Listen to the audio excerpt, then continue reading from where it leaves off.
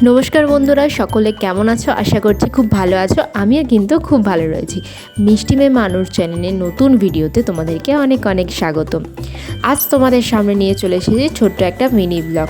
তো আমার পরিবারের সকল সদস্যদের কাছ থেকে প্রথমেই আমি ক্ষমা চেয়ে নিচ্ছি, তার কারণ প্রায় 2 মাস হয়ে গেল আমি সেরকমভাবে কোনো বড় ভিডিও বা মিনি ব্লগ কিছু শেয়ার করে উঠতে পারিনি। তবে এবার থেকে অবশ্যই চেষ্টা করব নিয়মিত ব্লগ দিয়ে। আমার বাড়ির পাড়ার রক্ষাকালী পুজো মানেই আমাদের 4 ভাই বোনেদের কাছে একটা ইমোশন।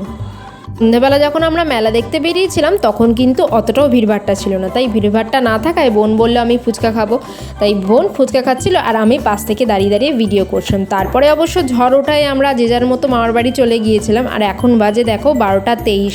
তখন আমরা সবাই মিলে মাসি মামি 4 ভাই বোন মামা একসাথে গল্প জুড়েছি, সবাই মিলে গল্প আড্ডা করছি। ওই সবাই একসাথে এক জায়গায় হলে যা হয়। তোমরা যেই দিনকার ভিডিওটা দেখছো মানে 26শে এপ্রিল শনিবার, সেই দিন কিন্তু ডানকুনির দিকে মানে ডানকুনি গোবরার দিকে রাত্রিবেলা খুব ঝড় বৃষ্টি হয়েছিল।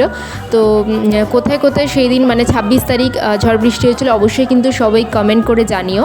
আর ঝড় বৃষ্টি যেহেতু এসেছিলো তাই মাকে আনতেও দেরি হয়ে গিয়েছিল। প্রত্যেকবারের মতো রাত জেগে কিন্তু এবারের মায়ের পুজো আমি আর দেখতে পাইনি। প্রত্যেকবারই চেষ্টা করি, প্রত্যেকবার না মানে আগের বছর 2024 থেকে আমি রাত জাগতে পারছি না, কারণ আগের বছর যেহেতু আমার প্রচণ্ড পরিমাণে শরীর খারাপ ছিল তাই আমি রাত জাগতে পারিনি। তো যাই হোক, দেখুন এখন ডট 12টা 43 বাজে।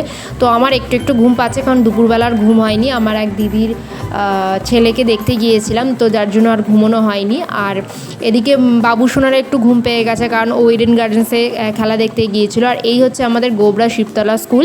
কিছুক্ষণ থাকার পরে মায়ের পুজো শুরু হওয়ার কিছুক্ষণ পরেই আমি চলে এসেছিলাম।